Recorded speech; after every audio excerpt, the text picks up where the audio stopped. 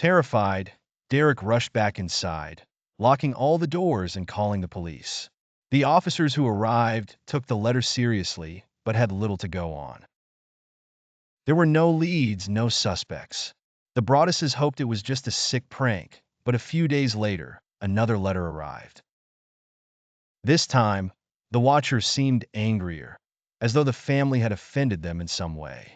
The writer chastised the Broadduses for bringing contractors into the home, stating, "I see you flooded 657 Boulevard with contractors so that you can destroy the house as it was supposed to be.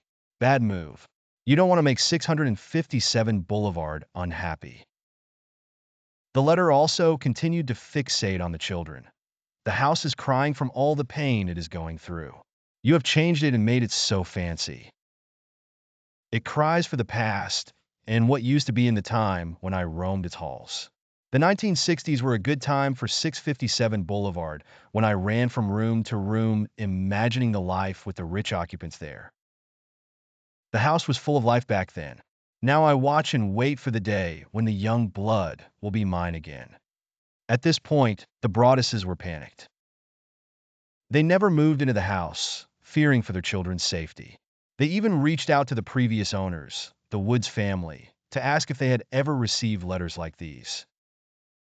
The Woodses admitted they had received one letter from the watcher just before they moved out, but thought nothing of it, dismissing it as a joke.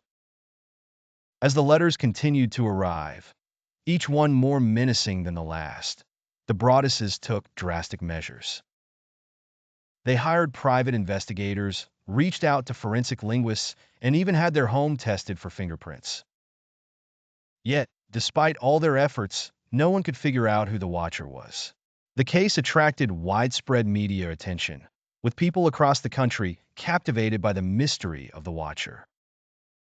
Some speculated it was a neighbor who was bitter about the sale, while others wondered if it was all an elaborate hoax by the Broadduses themselves, seeking attention or trying to back out of a mortgage they couldn't afford.